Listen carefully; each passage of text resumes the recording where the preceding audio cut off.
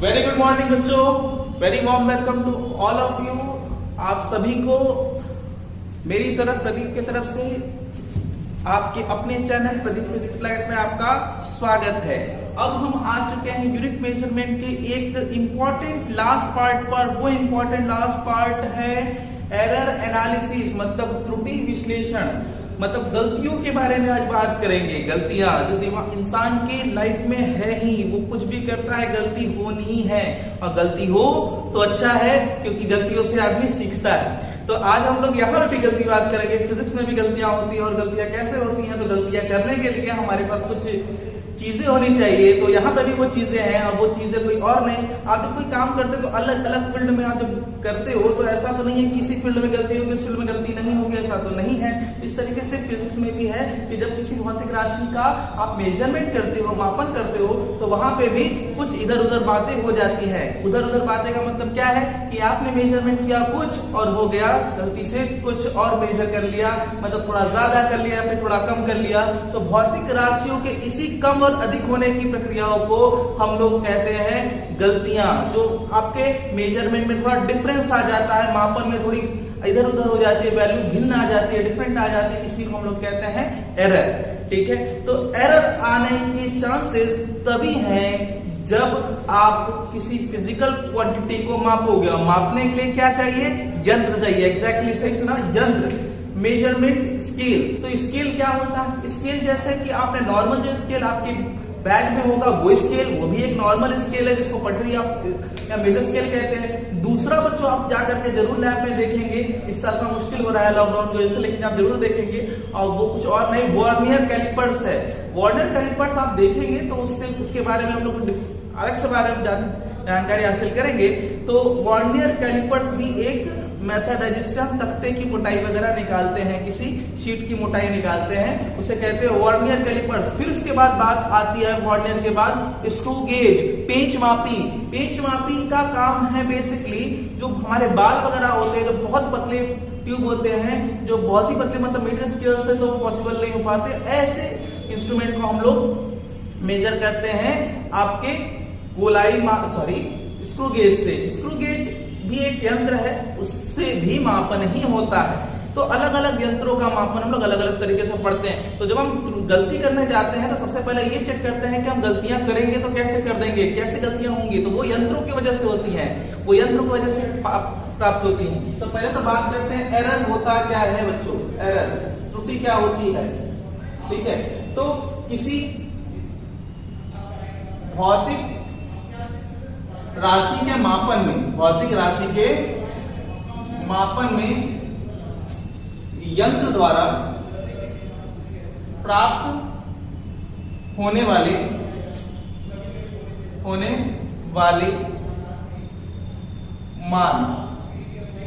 मान में भिन्नता वमा त्रुटि कहलाती है बच्चों, त्रुटि कहलाती है।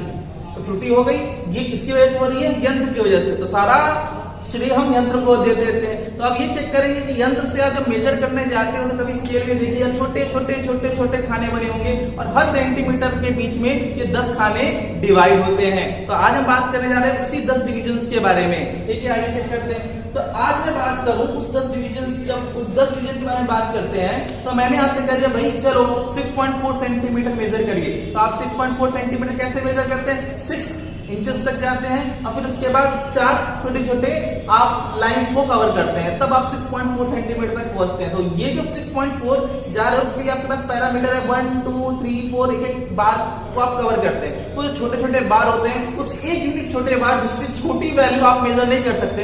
अगर मैं आपसे बोलता कि 6.35 मेजर करिए तो आप उसे मेजर नहीं कर सकते, आप उसे सिर्फ 6.4 या 6.5 ही मेजर कर सकते हैं। तो किसी मेजरमेंट स्केल या फिर मेजरिंग स्केल के उस सबसे छोटी वैल्यू जिससे कम की वैल्यू से मापना पॉसिबल ना हो, ऐसे स्केल के मान को हम कहते हैं अल्पतमांक, लीस्ट काउंट। ठीक है, लीस्ट काउंट, अल्पतमांक कहलाता है। ठीक है, किसी भौतिक मापक यंत्र का, किसी भौतिक मापक यंत्र का वह न्यूनतम मान जिससे कम का मापन संभव न हो सके, मतलब किससे संभव न हो सके, उस यंत्र से संभव न हो सके, उस यंत्र का क्या कहलाता है? अल्पतमांक कहलाता है,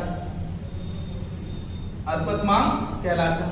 तो सिंपल सी मैं बात करूं कि उस सिंपल से यंत्र, मतलब मीटर स्केल के बारे में बात करूं, उस सिंपल से यंत्र मीटर स्केल का वो छोटा मान कितना होगा?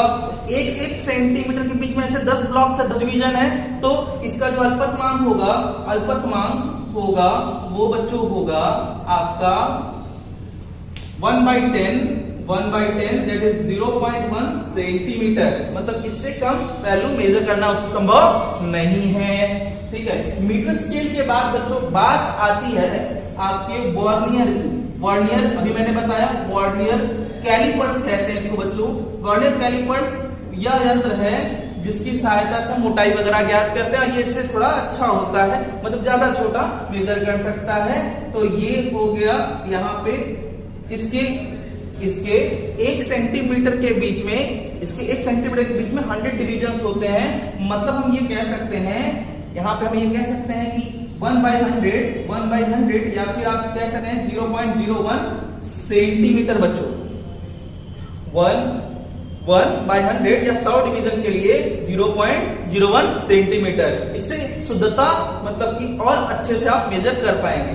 आगे बढ़ते हैं, और वर्नियर के बाद बात आती है बच्चों, क्या मैंने बोला था? Screw gauge. सही सुना आपने, स्क्रू गेज। मतलब आपके स्क्रू गेज का मतलब होता है पेंच मापी। तो पेंच मापी के 0.1, मतलब यहाँ पर ये आप देखिएगा एक छोटा सा एक सर्कुलर पार्ट होता है और ये किसी हंसी के टाइप का होता है। आपके बुक में ये पिक्चर जरूर बना होगा। ये कुछ इस तरीके का डिवीजन होता है और यहाँ पर ये घूमता है बच्चों, ये इस तरीके से घूमता है। तो जब ये एक साइकिल ले लेता है तो 1.1 सेंटीमीटर ऊपर बढ़ जाता है। ठीक है, और ये एक साइकिल लेकर 0.1 सेंटीमीटर ऊपर बढ़ जाता है और इससे इस सर्कुलर पैनल पर 100 डिविजन्स होते हैं। तो ओवरऑल मैं बात करूं तो इसकी 1.1 सेंटीमीटर के बीच में ये वाला वर्टिकल पैरामीटर जो होता है वो स्केल का होता है और ये गोलाई में 100 छोटे डिवीजन होते हैं। तो एक बार जब पूरा घूम जाता है तो एक पूरे घूमने पर वो 0.1 सेंटीमीटर ऊपर बढ़ता है। तो 0.1 सेंटीमीटर कवर करने के लिए 100 ब्लॉक्स को कवर करना होता है, चक्कर करना होता है। इस तरीके से इसका जो यूनिट हो जाता है वो 0.001 सेंटीमीटर होता है। मतलब इससे हम और छोटी वैल्यू निकाल सकते हैं। तो ये इस तरीके से अल्पतमांक हो गए, इससे हम इतने छोटे वैल्यू निकाल सकते हैं। इसके बाद बात आती है यथार्थता की बच्चों। ठीक है, यथार्थता किसे कहते हैं? एक्यूरेसी। ठीक है, तो एक्यूरेसी का मतलब आप समझते होंगे, जब बाजार में आप सामान लेने जाते हो तो सामान लेते समय आपका सबसे पहला जवाब होता है कि आप मुझे सही सामान दें, मतलब सही से उसका मापन करें। यथार्थता, इसको हम लोग कहते हैं एक्यूरेसी। आप थोड़ा ध्यान से समझने की कोशिश करिएगा कि आप मार्केट में कभी गए तो मार्केट में जाने के बाद अगर आपने किसी सुनार से कह दिया भाई आप मुझे 500 मिलीग्राम दे दीजिए सोना, 500 मिलीग्राम, तो 500 मिलीग्राम वो बड़े तराजू से तो मेजर करेगा नहीं। क्यों? क्योंकि बड़े तराजू में गलतियां होने के चांसेस ज्यादा होते हैं, तो उससे आप सब्जी वगैरह ही कर ले तो ज्यादा अच्छा होगा।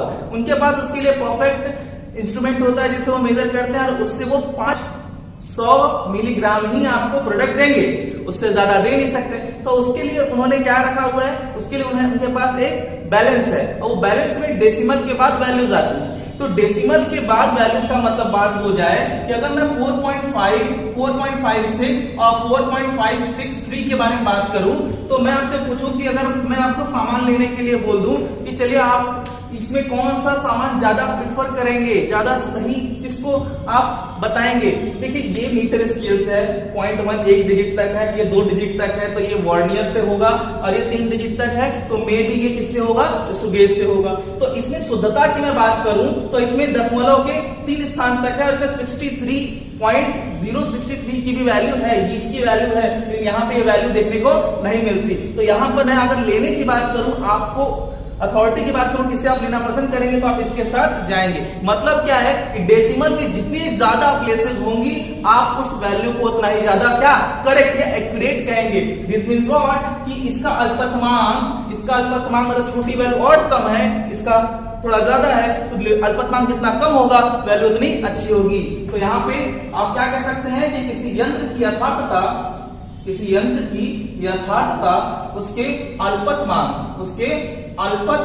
के क्या होगी, व्युत्क्रमानुपाती होती है, व्युत्क्रम के बराबर होती है। अर्थात वैल्यू जितनी छोटी, अल्पतमांक जितना कम, वैल्यू उतनी अच्छी मानी जाएगी। बात समझ में आ गई, ठीक है। तो यथार्थता समझ में आ गया।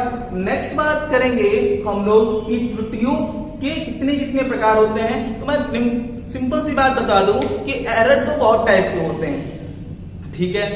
जैसे किसी चीज को आप मेजर कर रहे हो तो बार बार अगर आप किसी चीज को करते जाते हो या फिर अलग अलग मेथड से करते हो तो उसको हम लोग कहते हैं रैंडम एरर, यादृच्छिक आपकी त्रुटियां। तो गलतियों के बहुत सारे होते हैं, लेकिन हमें जो गलतियां पढ़नी है वो गलतियों का मापन पढ़ना है। तो त्रुटियों का मापन करेंगे हम लोग, त्रुटियों का एक्सप्रेशन, ठीक है। तो त्रुटियों का एक्सप्रेशन मतलब त्रुटियों का हम लोग कैसे एक्सप्रेस कर सकते हैं, ठीक है। त्रुटियों का निरूपण, तो त्रुटियों का निरूपण बच्चों आपका बेसिकली 2 प्रकार से होगा, एक और भी है बताएंगे। बेसिकली 2 प्रकार से होता है। तो त्रुटियों का निरूपण के बारे में अगले क्लास में बात होगी। तब तक के लिए अपना ख्याल रखिए, खुश रहिए।